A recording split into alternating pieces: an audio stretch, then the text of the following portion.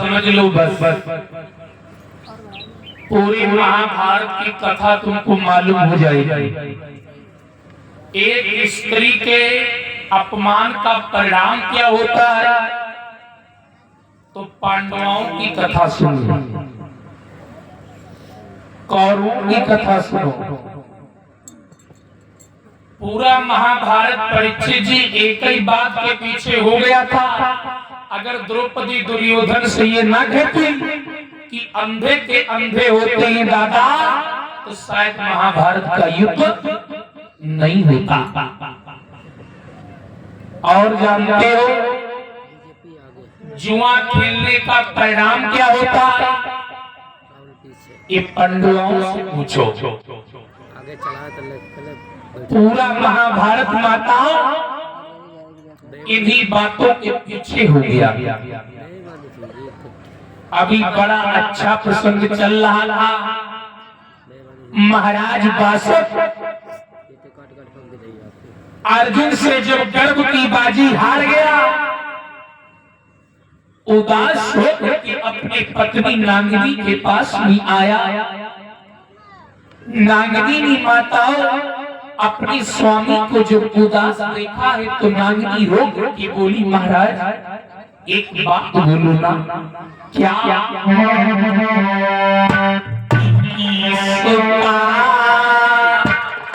रंग से प्रीतम प्यारे और कई पटों की बदन रूहानी।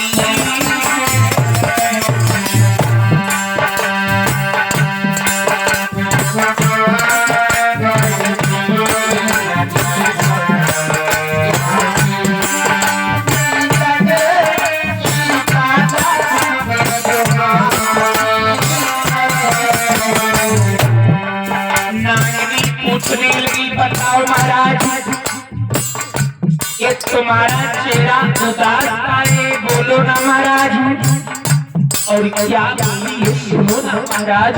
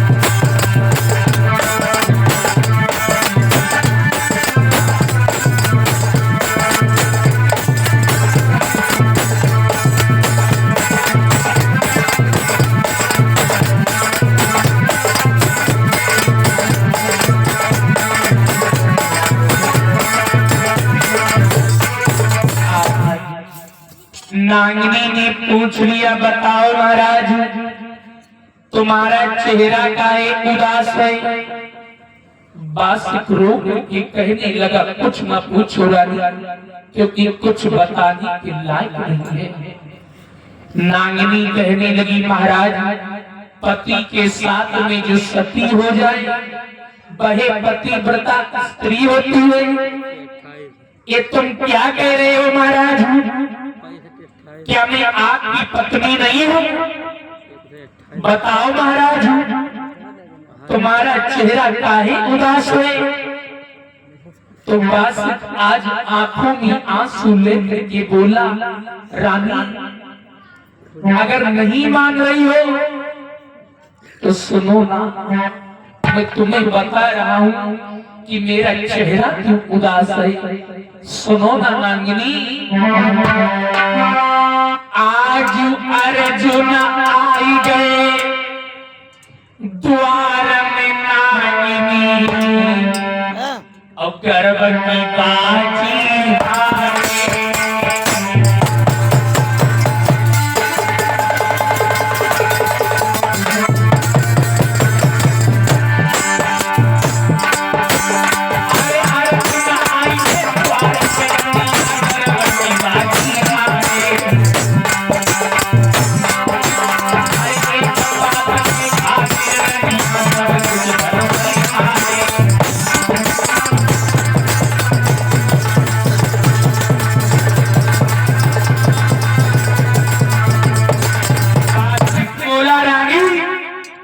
आज दरबार में मैं बैठा था तो कुंती नंदन अर्जुन आ गई।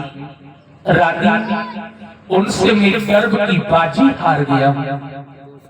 देखो नागिनी, अगर अपने घर में लड़की का जन्म हुआ तो अपनी लड़की का विवाह अर्जुन के यहाँ जो पुत्र होगा उसके साथ करना पड़ेगा। नागिनी हंस करके बोली, महाराज पागल हो गए हो क्या? मैं गर्भवती तो अवश्य हूं, तुम लौट जाओ महाराज, मैं अपना गर्भ खंडित कर दूंगी। और जब ना रहेगा बांस तो ना बाजेगी बांसुरी। देखो नागिनी बोली, महाराज तुम लौट जाओ, मैं अपना गर्भ खंडित कर दूंगी। माताओं, बासिक आज खुश होकर के अपने दरबार को बिटिया लोगों चलाया। धीरे धीरे जब समय बीता है परीक्षित जी, लेकिन एक विद्वान ये लिख रहा है क्या? हारे हो नहार बलवाना और लिखी जो विधना हो।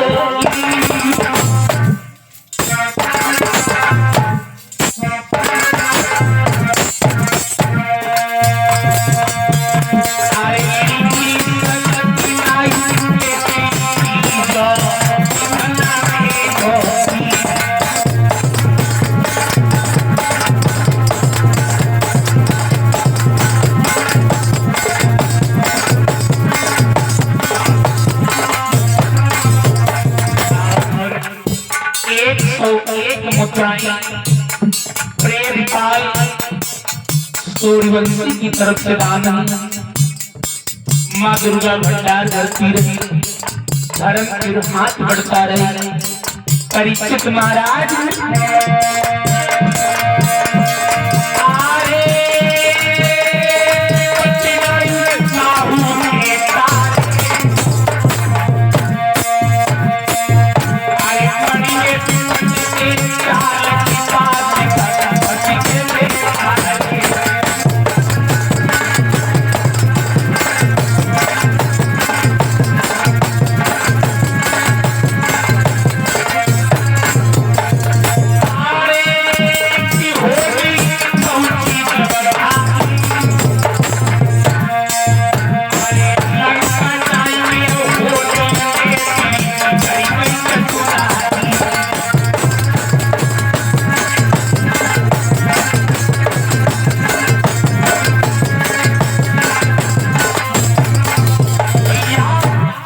धीरे धीरे जब परीक्षित जी समय बीता,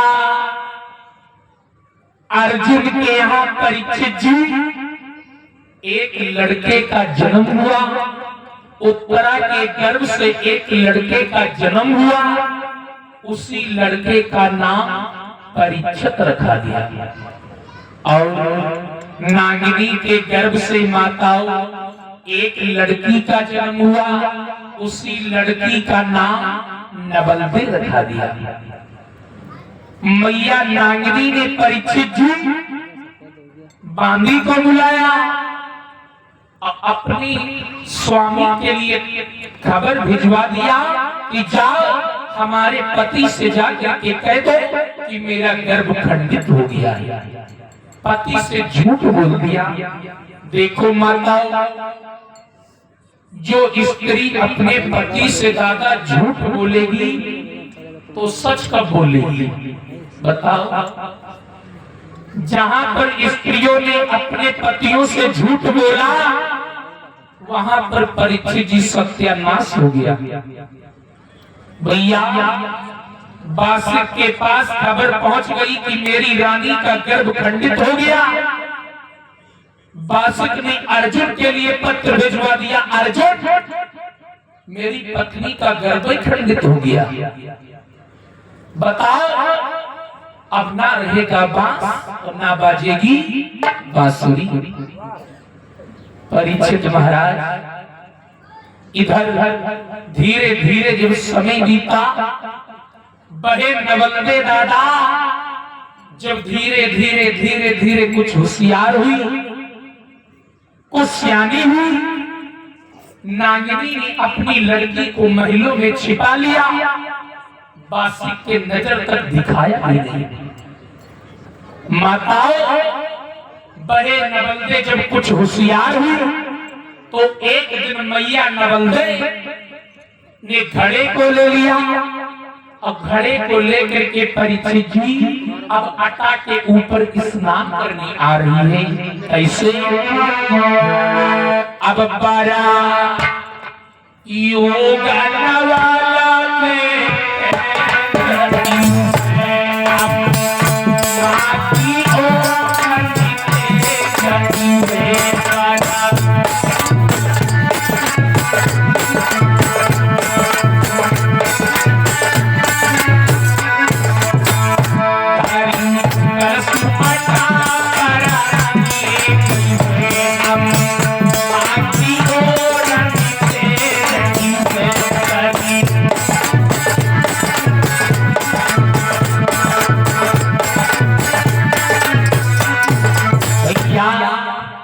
नवलदे ने परीक्षित जी घड़ा उठाया और घड़े को लेकर के बिटिया लोगों आटा पे स्नान करने आई और जैसे ही अपने बालों को खोल करके नवलदे ने दादा स्नान किया, उधर महाराज बासिक अपने दरबार को बंद करके महलों की ओर परीक्षित जी आ रहा है। कैसे? अरे अब बासिक करी बंद कचहरी,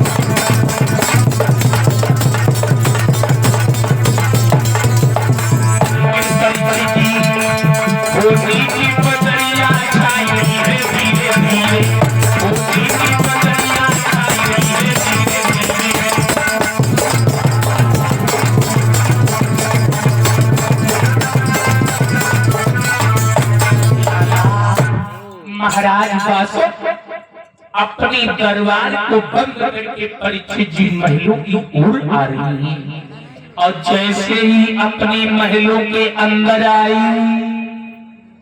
नवलदे बालों को खोल करके दादा स्नान कर रही है।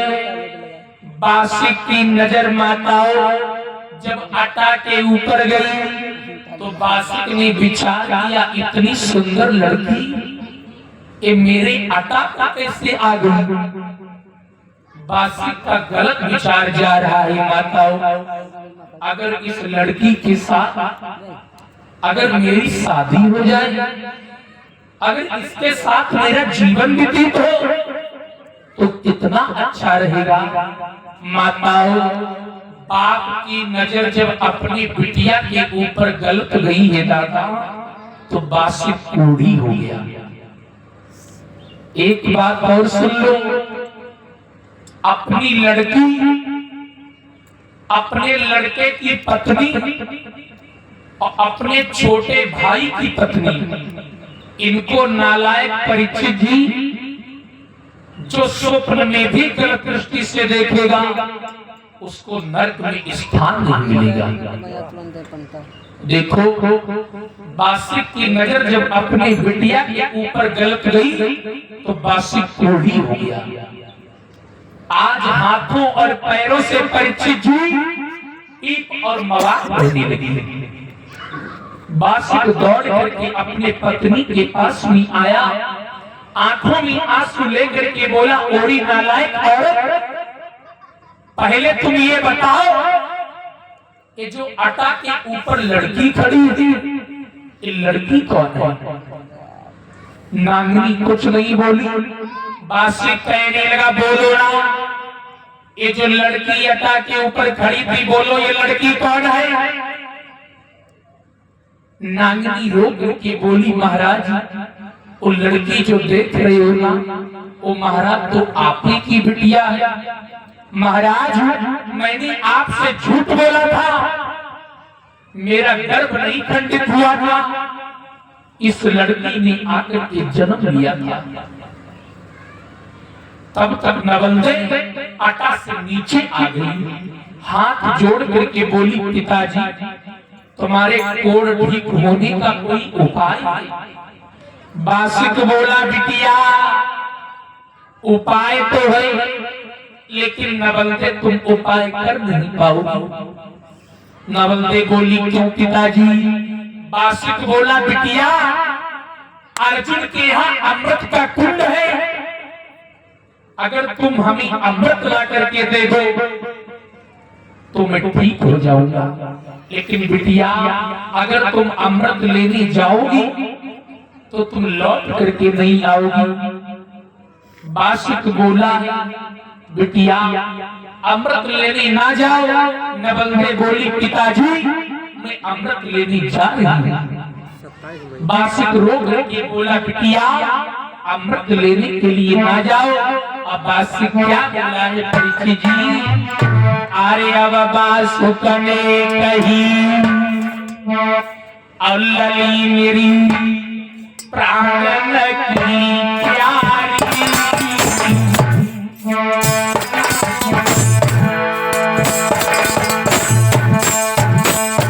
अरे जाओ ना अमृत ले पिछड़िया बासुक की प्यारी।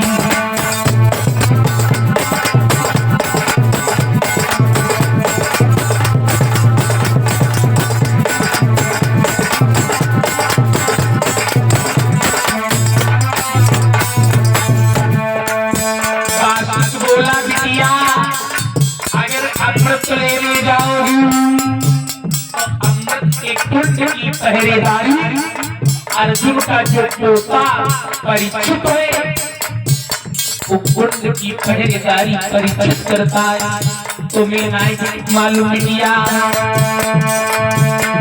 हनुमंतर विद्या सिखला, अरे तुम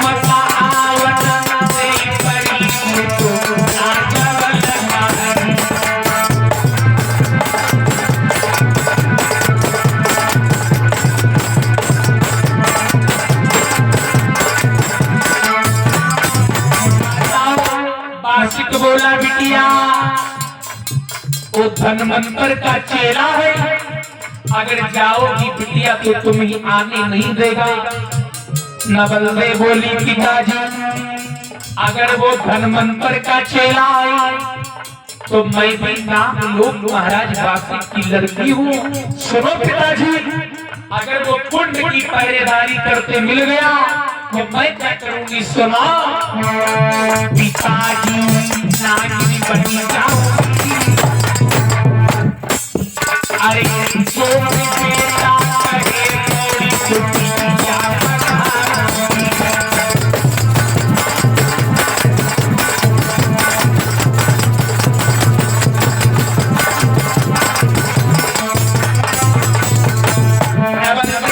पिताजी मैं नागिन का रूप धर करके जाऊंगी। तो बासिक बोलो बिटिया अगर तुम नागिन बन जाओगी ना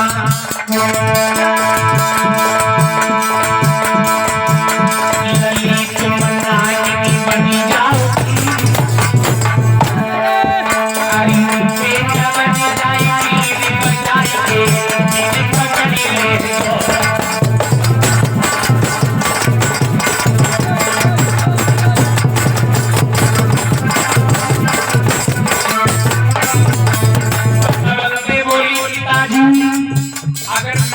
बन करके जाऊंगी तो मुझे पकड़ लेगा, तो चलो नागिन नहीं बनूंगी। सुना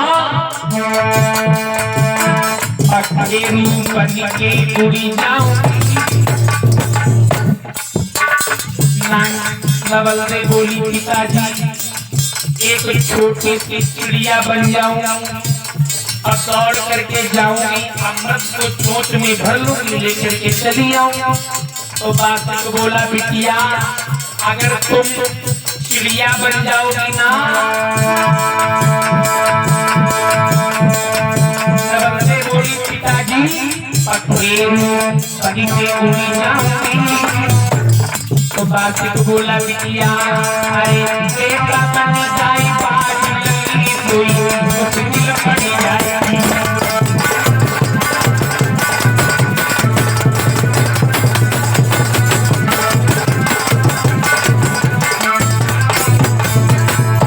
नवल ने पंचमत पहाड़ी हंसी आई से अमृत ले आओ पिताजी अग्नि से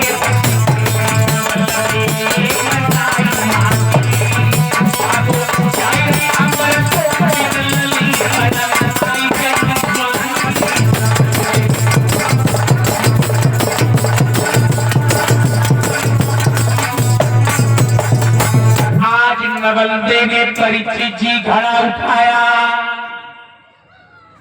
और अमृत लेने के लिए माता आ रही है। जैसे ही अमृत के कुंड के पास में आई, घड़े को आज कुंड में डुबाया। परीक्षित के कानों के अंदर आवाज आई। परीक्षित ने ललकार दिया कौन हो तुम? अरे कहां से आई हो? क्या नाम है तुम्हारा? क्या नाम है तुम्हारे पिताजी का?